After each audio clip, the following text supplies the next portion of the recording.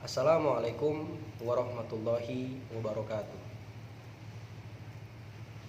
Bismillahirrahmanirrahim. Alhamdulillahirabbil alamin wa bihi nasta'inu ala umuri dunya waddin. Wassalatu wassalamu ala asrofil anbiya'i wal mursalin wa ala alihi wa sahbihi ajmain amma ba'd.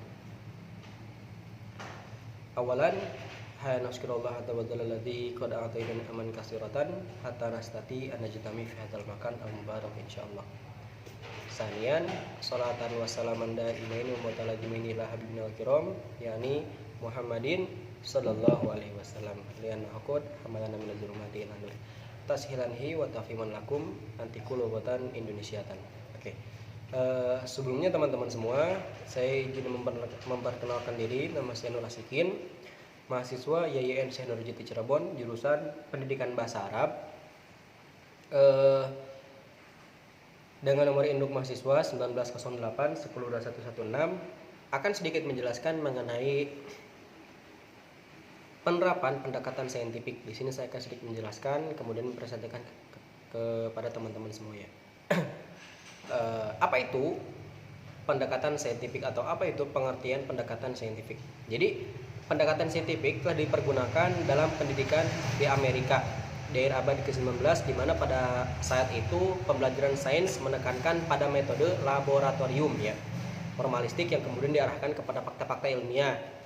Pendekatan saintifik sebenarnya sudah digunakan dalam kurikulum di Indonesia dengan istilah learning by doing, yang dikenal dengan cara belajar siswa aktif dalam melaksanakan kegiatan pembelajaran yang secara formal diadopsi dalam kurikulum 1975.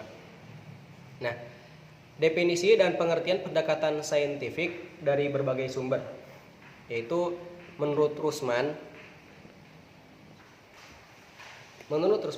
pendekatan saintifik merupakan pendekatan pembelajaran yang memberikan kesempatan pada siswa secara luas untuk melakukan eksplorasi dan elaborasi materi yang dipelajari.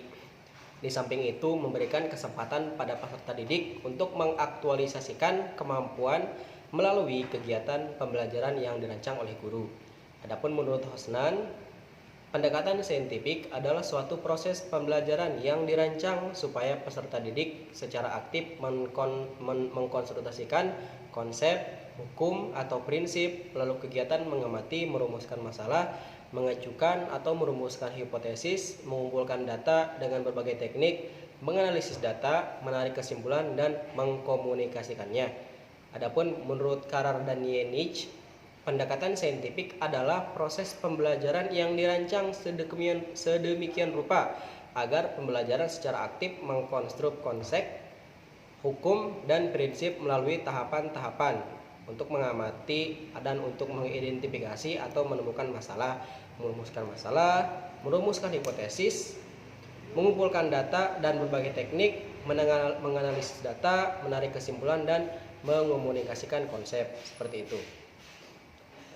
Kemudian adapun tujuan pendekatan saintifik, menurut Hosnan 2014, tujuan pembelajaran menggunakan pendekatan saintifik adalah sebagai berikut, yaitu untuk meningkatkan kemampuan intelek, khususnya kemampuan berpikir tingkat tinggi siswa, untuk membentukkan kemampuan siswa dalam menyelesaikan suatu masalah secara sistematik, terciptanya kondisi pembelajaran di mana siswa merasa bahwa belajar itu merupakan suatu kebutuhan, dan kemudian diperolehnya hasil belajar yang tinggi.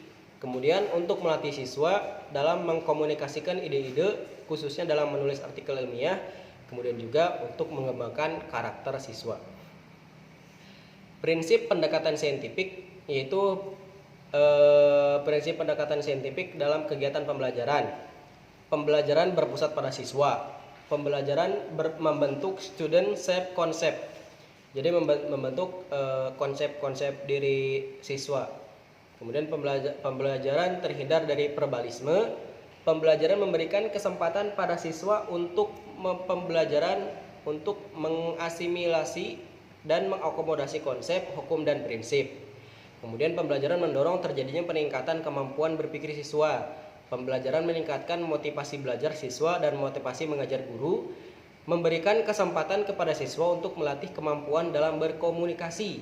Kemudian juga adanya proses validasi terhadap konsep hukum dan prinsip yang siswa dalam struktur kognitifnya, seperti itu. Kemudian adapun langkah-langkah pendekatan saintifik, yaitu mengamati, menanya, mengumpulkan informasi, mengasosiasikan atau mengolah informasi, dan mengkomunikasikannya, seperti itu. Kita di sini akan sedikit menjelaskan mengenai kriteria penerapan pendekatan ilmiah ya. Materi pembelajaran berbasis pada fakta atau fenomena yang dapat dijelaskan dengan logika atau penalaran tertentu, bukan sebatas kira-kira, hayalan, apalagi legenda atau dongeng semata. Penjelasan guru, respon siswa, dan interaksi edukatif guru siswa terbebas dari prasangka yang serta-merta, pemikiran subjektif, atau penalaran yang menyimpang dari alur berpikir logis.